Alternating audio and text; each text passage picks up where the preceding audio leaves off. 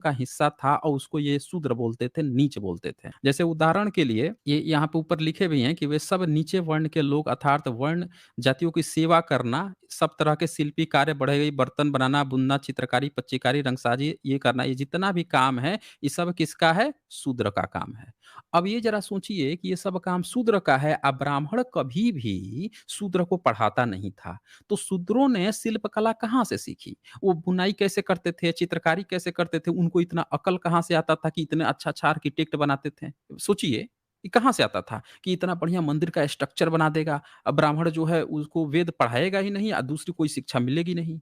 क्योंकि ये उस वर्ग को शूद्र कह रहे थे जो बुद्धिस्ट था, जो इतनी बेहतरीन जो कैलासा है, एलोरा है, ये क्यों नहीं अजंता केव्स की बात कर रहे थे ये? ये इसलिए नहीं बात कर रहे थे कि अंग्रेजों को 19वीं सदी में 2 केव मिली थी, अजंता और एलोरा। अजंता जो है वो ईसा से 300 साल पुरानी है, अब पूरा बुद्धिस्ट का है।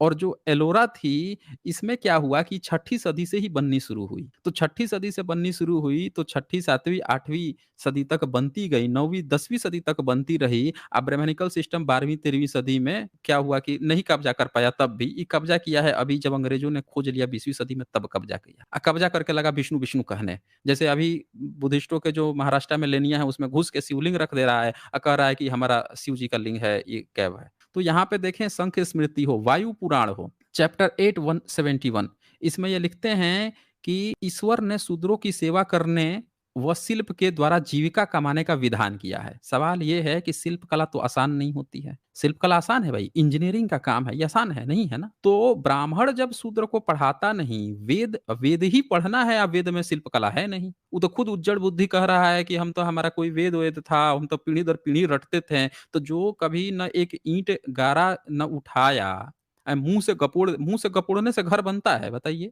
आप बताइए आज जो आर्किटेक्ट की पढ़ाई हो रही है, सिविल की पढ़ाई हो रही है, अब कोई ब्राह्मण बैठे या कहे कि हम तो मुँह से गपोड़ेंगे, मुँह से मंत्र पढ़ेंगे तुम जो है ये घर बना दो, बन जाएगा? सोचिए ना आप, दिमाग लगाइए। तो ये व्यक्ति जो है, ये जो भी आया था देखिए भाग खड़ा हुआ है, ये भाग गया ये। इनको इतनी अक्ल और इतनी तमीज़ नहीं है कि इतनी देर तक बकसबाजी करता रहा, लेकिन जो शिल्प कला का प्रमाण पूछ रहा हूँ कि अरे भाई तेरे धर्म में तो गाली दी गई है, हैं?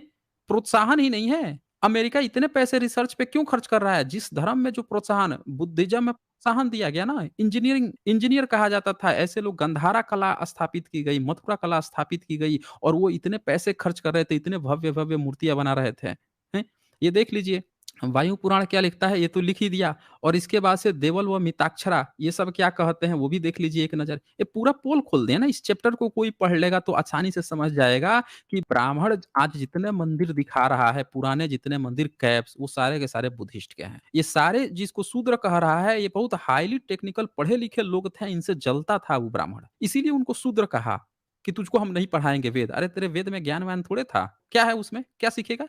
बैठ के तू मंत्र गपोड़ेगा, उससे जो है लोग लड़ाई लड़ाएँगे, हैं? उससे बढ़िया व्यापार कराएगा तुम्हारे मंत्र गपोड़ने से। उससे शूद्र जो है बड़े-बड़े इतने बड़े-बड़े टेम्पल बना देगा। खुद आज तक एक पत्थर, एक ढेला नहीं उठा के एक के ऊपर एक रखा, तुम्हारे मंत्र गपोड़ने से शूद्र जो है पूरा मंदिर खड़ा कर देगा। ये पूरा का पूरा बुद्धिज़्म का था ये, देख लीजिए। हाँ, मनुस्मृति चैप्टर 11 130 श्लोक क्या कहता है? शूद्र को कत्ल करने वाला ब्राह्मण 6 मास तक ग्राम के बाहर। अब ये देख लीजिए। शूद्र की तुलना कर दिया कि बिल्ली, नेवला, नीलकंठ, मेढक, कुत्ता, गोह, उल्लू और कोये से। ये बोल रहा है कि शूद्र जो है शिल्पकला करते थे, उनकी जान की कीमत इतना सस्ता कर दिया।